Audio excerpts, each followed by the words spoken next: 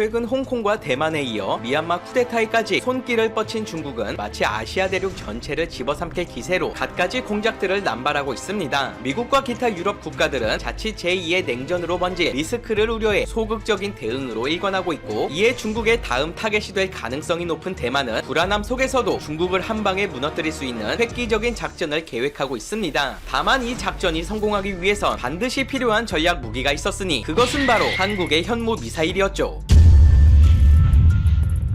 얼마 전 미국 정부는 홍콩 전역을 절망케 하는 입장을 발표해 전 세계를 놀라게 했습니다. AP통신에 따르면 토니 블링컨 미 국무장관은 이날 의회에 제출한 통지문에서 중국은 지난 1년간 홍콩이 가진 고도의 자치권을 계속적으로 훼손해왔다며 더 이상 홍콩의 특별 지위를 인정할 수 없다고 밝혔는데, 그 근거로 중국 정부의 홍콩 보안법 채택과 실행, 홍콩 시위대와 야당 정치인에 대한 임의 체포와 구금, 선거제 개편 등을 해당 사례들로 거론했습니다. 미국은 그동안 1992년 제정한 홍콩 정책법에 따라 관세, 투자, 무역, 비자 발급 등 거의 모든 분야에서 홍콩을 중국과 다르게 대우해왔는데, 큰 그림으로 보자면 트럼프 행정부 시절부터 이어져온 대중국 지침을 그대로 이어받은 것이지만, 한편으로 미국이 홍콩을 포기한 것이 아니냐는 우려가 나오기에 충분했는데요. 이 소식에 가장 격렬하게 반응한 곳은 다름 아닌 대만이었습니다. 이미 수십 년간 중국의 압박을 받아온 대만은 언제든 중국의 침공을 받아도 이상하지 않은 상황이었기에 홍콩 사태를 계기로 국방 강화를 제1의 국책 사업으로 선택하는 등 만반의 태세를 갖추기 시작했습니다. 현재 대만은 미국의 보호를 받고는 있지만 중국의 군사력 증강이 미국을 패배시킬 정도로 상당한 수준이라는 워게임 결과가 나오자 결국 자체적인 국방력 증강만이 상황을 극복할 수 있는 해답임을 깨달은 모양새입니다. MBC 방송에 따르면 중국군의 성장이 미국의 대만 방어에 의구심을 불러일으키고 있다며, 전쟁 시뮬레이션 결과 의외로 높은 확률로 중국의 승리가 점쳐졌고 미국 전함과 항공모함의 대만 접근이 용이하지 않을 것이라는 충격적인 보도를 냈습니다. 미국 랜드 연구소의 국방부 고위 당국자 출신인 오크메넥 연구원은 워게임 결과가 정신을 번쩍 들게 한다면서 미국을 블루팀, 중국을 레드팀으로 나눠 가상 전쟁을 했을 시 대만 공군이 단 몇 분 만에 파괴되며 태평양 지역의 미 공군 기지 전체가 위기에 처하는 것은 물론 미군의 전함과 전투기는 중국의 미사일로 손쉽게 저지될 수 있다고 설명했습니다. 이는 앞서 영국의 더 타임즈가 밝힌 2030년 태평양에서 미국은 중국과의 전쟁에서 패배할 것이고 중국의 침입으로부터 대만을 방어할 수 없으며 괌에 위치한 미군 기지는 사실 지금도 위험에 처해 있다는 보도와 동일한 결과로, 실제로 미 전략국제문제연구소 또한 중국의 대만 침략이 현실화될 경우 높은 확률로 미국의 패배로 끝날 것이라 경고했습니다. 상황이 이렇자 대만은 중국에 이기지는 못하더라도 최소한 막대한 피해를 입힐 수 있는 갖가지 군사 전략을 짜내기 시작했는데, 그렇게 해서 탄생한 것이 바로 산샤댐 공격 계획이었죠. 홍콩 싱다오 일보는 중국과 대만 사이에 전쟁이 벌어진다며 대만 공군은 모든 것을 포기하더라도 세계 최대 규모를 자랑하는 산샤댐을 주 공격 목표로 타격할 것이라 보도했습니다. 대만 총통의 한 지역, 한 국가론 발언 이후 양국의 긴장이 갈수록 고조되는 가운데 대만 공군 측이 최근 F-16 전투기와 프랑스 미라지 2000 전투기로 실제 산샤댐 공격 모의 훈련을 실시했다는 사실을 전하며, 중국 또한 대규모 공중 방어 훈련을 벌인 것을 두고 이것이 그저 상상 속의 전쟁이 아닌 현실이 될 가능성이 높다고 덧붙였습니다. F-16의 작전 반경 거리는 925km로 대만 신주 공군 기지에서 출격할 시 상하이와 난징, 우한 등을 폭격하는 것이 가능한데, 산샤댐은 비록 작전거리 밖에 위치해 있지만 공중급유를 받으면 불가능한 일도 아닌데다 특히 미라지 2000 전투기는 작전 반경 거리가 무려 1200km로 한 번 출격만으로 산샤댐에 도달할 수 있다고 밝혔습니다. 중국군 측이 대만 독립 저지를 위한 노골적인 실력 행사를 외치기 시작하자 양국의 산샤댐 공방전은 점차 가열되는 분위기인데요. 중국 청령보는 대만이 산샤댐을 공격하면 중국의 보복은 대만의 하늘을 없애고 땅을 뒤덮을 것이라는 경고와 함께 만반의 역공채비를 갖추며, 한편으로 미국이 대만을 부추기고 있다는 등 강력한 반격 의지를 피력했습니다. 하지만 군사 전문가들은 대만의 주력기인 F-16기가 공중급유를 하면서까지 산샤댐에 도달하기엔 무리가 있고, 게다가 중장거리 유도탄이 없기 때문에 실현 가능성은 미비하다고 내다봤는데, 이를 모를 리 없었던 중국이 그럼에도 크게 반발한 이유는 산샤댐이 그만큼 중국의 경제를 떠받치는 핵심 시설이자 또한 아킬레스건이라는 분석 때문이었습니다. 그도 그럴 것이 대만에서 산샤댐까지의 거리는 정확히 1200km로 대만 공군기가 이곳까지 날아가는 하는 동안 중국군이 가만히 두고 볼 리는 없었기에 작전 성공 가능성은 극히 낮은 것이 현실이지만, 만약 이곳에 도달할 수 있는 미사일이 단 몇 대만 실전 배치되더라도 중국은 지금처럼 대만을 함부로 협박할 수 없는 매우 난처한 상황에 처할 수 있습니다. 미국 군사 주간지 디펜스 뉴스는 중국 군사력 보고서를 인용해 육해공 모든 면에서 중국에 밀리는 대만군이 산샤댐과 같은 주요 기간 시설을 표적 공격하는 방안을 선택한 것은 매우 현명한 판단이라 전하는 한편, 이 계획이 성공하기 위해선 사거리 1500km 이상의 중거리 미사일의 도입이 시급하고, 국제 정세가 한순간에 변화하는 현 상황으로 볼 때 직접 개발보단 수입을 하는 것이 빠른 길이라며 해당 대안으로 한국의 현무 미사일을 거론했습니다. 2010년 사거리 1500km인 현무3가 실전 배치에 들어갔다는 기사가 나오자 중국은 이 순항 미사일에 대해 동북아의 안전을 위협하는 어리석은 짓이라고 강력히 비난했습니다. 이는 과거 사드 배치 결정에 대해 반발한 것과 마찬가지로 수도 베이징은 물론 텐진 지카시와 허베이성이 직접적인 타격 범위 안에 들며, 무엇보다 현재 개발 중인 현무 3D의 경우 사거리가 무려 3000km라는 말도 안 되는 스펙으로 이것이 완성된다면 중국의 전 지역을 한순간에 초토화시키는 것도 가능합니다. 특히 중국 언론은 이런 미사일 배치가 현실화된다면 한국의 방어적 목적을 크게 초과해 지역의 군사적 평형을 파괴하며 심지어 그 영향력이 사드 배치 때보다 더 크다고 역설하는 한편, 중장거리 미사일이 부재한 대만이 최근 현무에 관심을 갖고 있다는 움직임에 48시간 만에 대만을 장악하겠다는 특수작전을 흘리며 여론전을 펼치는 등 갖가지 수단을 동원해 대만을 위협하고 있는 상황이죠. 만약 현무 미사일이 산샤댐에 직격하게 되면 중국은 곧바로 국가 막장 사태에 돌입할 수 있습니다. 폭발하는 순간 100억 세제곱미터가 넘는 물이 한꺼번에 터져 나오는데, 이 물이 만들어낸 파도가 대략 초속 30m에 달하는 속도로 강하류에 있는 거저우바댐을 무너뜨린 직후 인근에 있는 도시인 이창시로 흘러 들어갈 것입니다. 이때도 물의 속력은 크게 줄지 않아 여전히 시속 65km 정도의 속력으로 도시를 휩쓸 것이고, 그 결과 이창시에는 해수면보다 70m 정도 높은 양의 물로 가득 차는데 당연히 이를 피하는 것은 불가능하므로 도시의 모든 것이 그대로 수장될 가능성이 있습니다. 이창이 폐허가 되면 10시간 후 우한까지 휩쓸어 버릴 것이고, 하루가 지나면 난징까지 당도할 확률이 크며, 이것은 곧 중국의 중부 핵심 도시들의 올스톱을 의미합니다. 중국 정부가 교통수단을 총동원해 인민들을 대피시킨다 해도 수천만 명이 한꺼번에 몰리게 되면 엄청난 교통 대란이 일어나는데, 이렇게 되면 중국은 군사적으로도 막대한 타격이 불가피하며, 더욱이 수몰 예상 지역에 위치한 군사기지 대부분이 공군기지인데다 심지어 전체 군대의 45%가 이 지역에 집중되어 있으니 대매 붕괴는 사실상 중국군 전력 절반의 상실을 의미합니다. 중국에서 군의 위상이 높은 것으로 유명하고 암묵적으로 인민보다 우선될 가능성이 크기 때문에 민간인보다 신속하게 움직일 수 있는 병력만이라도 대피시킨다는 무서운 결정이 나올 수도 있죠. 이는 지난 여름 양쯔강의 수위가 위험 경보를 알렸을 때 나온 가설에 기반한 것으로, 일각에선 전 세계에서 가장 튼튼한 구조물인 산샤댐이 한순간에 무너질 수 없고 지나치게 최악의 상황을 가정한 것이라며, 실제 중국 정부가 산샤댐의 붕괴 시 대재앙이 닥치고 정권이 무너질 수 있는 타격을 입는다는 사실을 모르지 않을 테니, 당시 토목공학의 최신 기술을 총동원한 것과 100년에 한 번 있을까 말까한 폭우에도 견디도록 설계됐다는 당국의 말을 인용해 비판했습니다. 하지만 전술핵 위력의 0.1%에 달하는 파괴력과 심지어 벙커버스터 기능까지 탑재한 현무의 가공할 위력 앞에선 이 같은 비판은 그저 정신승리에 불과했습니다. 일각에선 중국 당국이 대만에 이런 무기가 흘러들어가는 걸 용인하지 않을 것이라며 모든 수단과 방법을 동원해서라도 현무의 수출을 막을 것이라 전망했고, 중국이 한국을 매우 의식하고 있음에도 직접적인 액션을 취하지 않는 것에 대해 한국의 군사기술 수준이 중국의 치명적인 위협이 될 수 있음을 본능적으로 느꼈기 때문이라 주장하기도 했죠. 오늘 영상은 이것으로 마치겠습니다. 베트남은 코로나19로 인한 수혜가 기대되는 국가 중 하나다.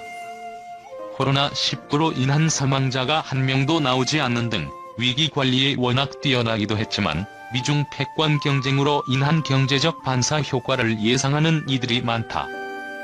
27일 업계에 따르면 미국이 제조업 공급망을 중국에서 주변국으로 옮기는 디커플링에 착수함에 따라 베트남이 수혜를 입을 것이라는 전망이 잇따라 나오고 있다.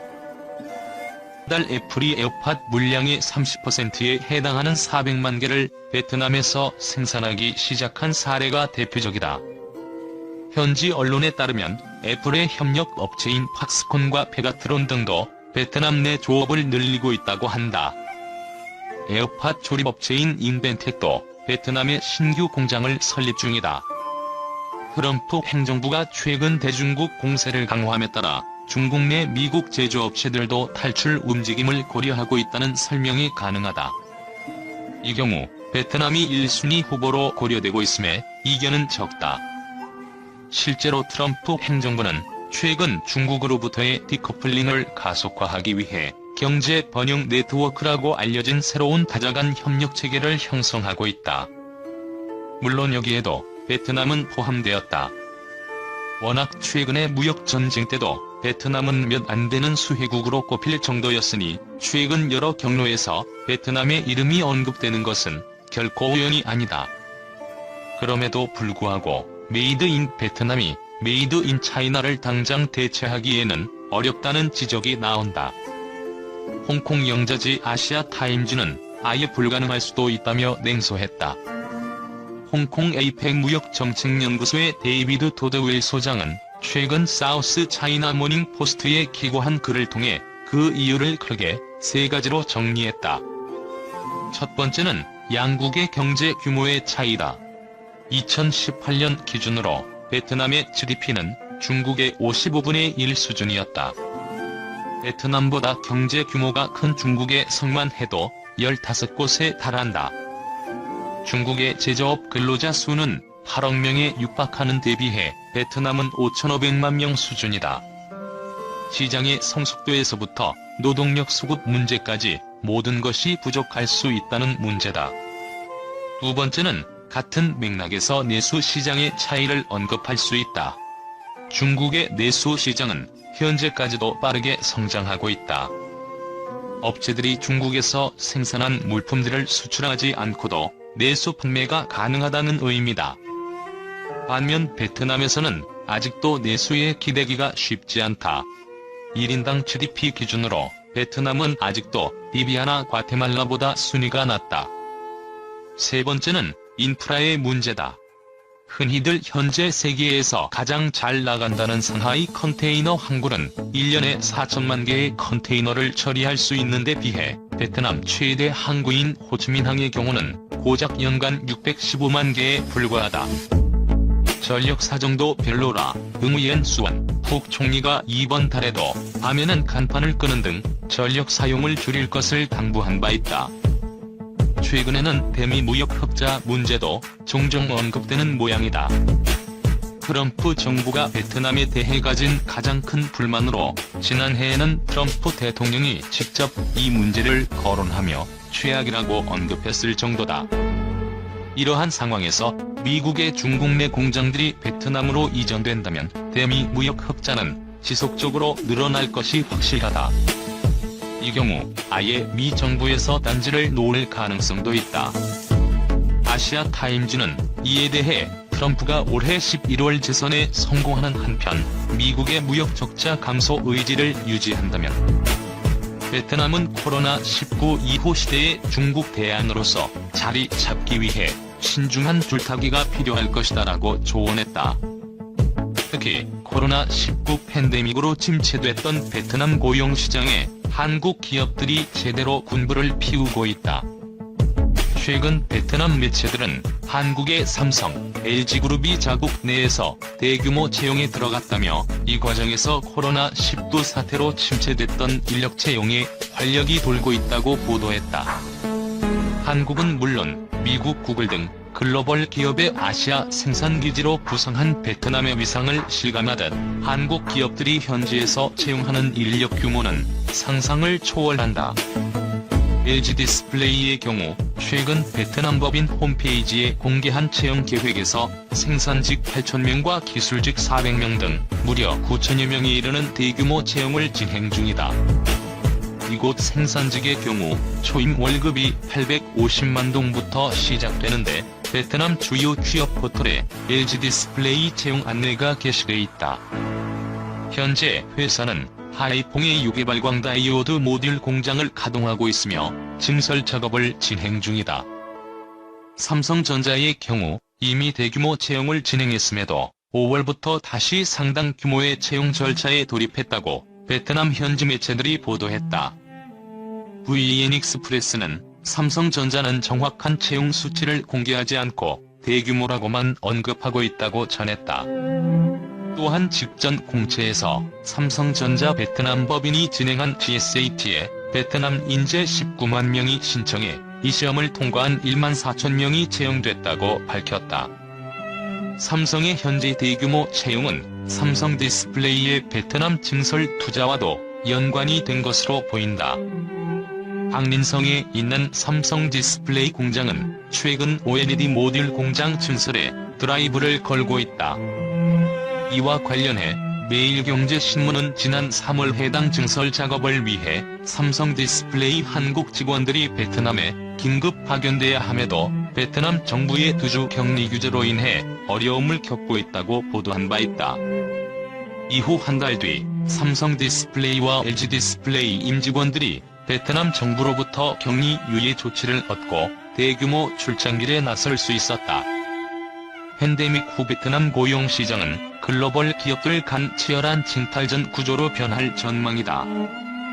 미중 무역 전쟁 속 글로벌 공급망 다변화를 꾀하고 있는 외국 기업들이 중국 생산 시설을 대거 베트남과 인도 등으로 옮기고 있기 때문이다. 베트남 실업률은 통상 2%대로 사실상 완전 고용 상태를 유지하고 있다. 또 한국처럼 동남아 국가에서도 자녀 교육열이 높아 양질의 노동력을 자랑한다.